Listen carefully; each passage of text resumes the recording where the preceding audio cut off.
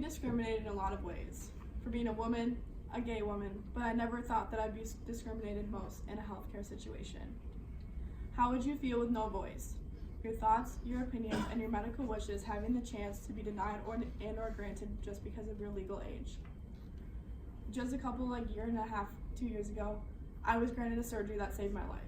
That surgery had the chance to be denied and or granted by my parental guardians and not by me. I'm here to talk about today the problem of chronic illness, what chronic illness means, what the mature minor doctrine is, and how we can support chronically ill adolescents in and outside of the medical community. Chronic illness is being stated as a debilitating disease. It's a disability, and it is real. Just because you can't see it doesn't mean it's not there. It's defined by Mingwei Jin, a doctor with experimental and therapeutic medicine, as a disability interfering with 3 months ongoing treatment with up to 3 months of your life out of that year being treated. And putting that into perspective, that's your whole sports season. Your basketball, your track, your volleyball, your dance, that whole time would be spent taking sick days, missing school, missing work, missing class just because you're sick and there's nothing you can do about it. Some examples of chronic illness would be ADHD, type 1 diabetes, MS, HIV, and even just anxiety in general. And they're all real, they're all valid, and it's really hard to understand because you're not going through it kind of situation, but it does really affect who you are as a person. And you don't want teachers to see you differently, you don't want your classmates to think you're skipping out.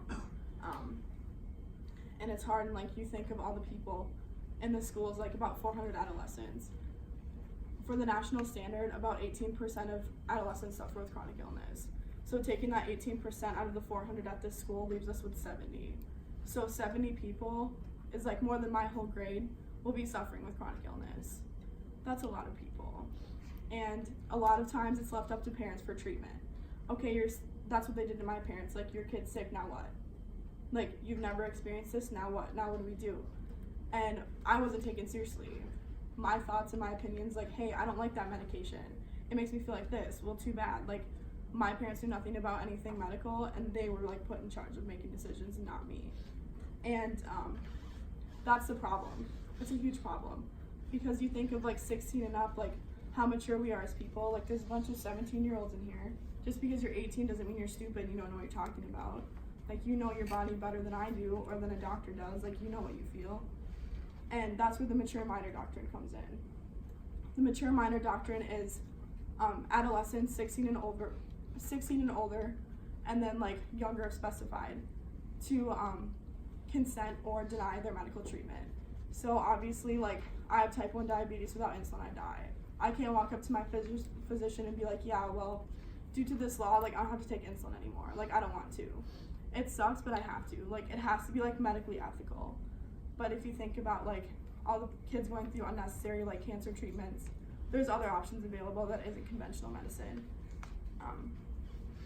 And when I say competence, according to Merriam-Webster, it's just having skill and ability. So it's just you're knowledgeable of your condition and you can consent to what's going on. You're cognitive, you're competent. In a lot of terms, it means legal ability. So these kids that are 16 and older deciding for their medical care, they go through due process. So they go to court. It's based on your age, maturity, your experience. Obviously, you can't be 6 years old and not want chemo and it's gonna save your life. It's not irrational. It's not you're just dumb kids. It's a real thing. And I wish that I would have had that in a lot of situations. I had complications after my surgery and nobody was listening to me. And they're yeah, well, you're gonna be sore after surgery. And I'm no, something's wrong with me. And my skin started turning yellow and I had liver failure. And they didn't know it. And they knew it, they just weren't listening. And the nurse that I was telling actually got fired because she almost killed me, literally. And Abigail English, she's the director of minor health and law.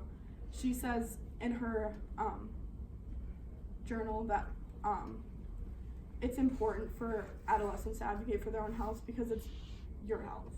It's not your parents' health. It's not your doctor's health, it's yours. And you can talk with your doctors, they're there to help you, they're not there to scare you. And it's so important because it's encouraging other people to vouch for their health. And Dizia Marcus Lopez, she's a U.S. law interpreter, says that there's risk going to treatment with everybody, not just adolescents.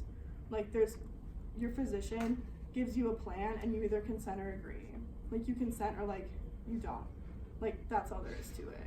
And so, like, the physician can't, like, force you to go through anything. Like, you have to do it. And it's really important to, like, realize that, like, you're a person too. Like, your thoughts matter too. And the hospital gives you, like, a patient bill of laws. Like, read it, understand it. If you have a question, ask. Like, that's what it's there for.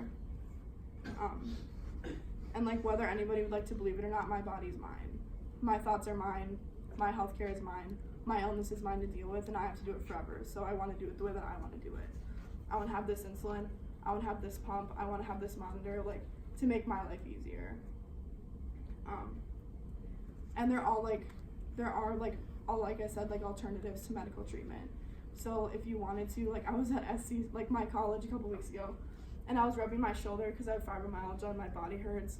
And my advisor was like, oh, like, what's wrong, you know? And I'm like, oh, I have fibromyalgia, like, my body just hurts all the time. And she's like, oh, I actually have fibromyalgia. And I was like, like, I just kind of looked at her like, there's no cure for it, so I was just confused. And she's like, no, well, it's not, like, prescribed, but I, like, drink carrot juice and celery juice, and it's cured me. And I was just kind of looking at her like, okay, like, that's it. Like, you know, if that's what it would take, then I would do it.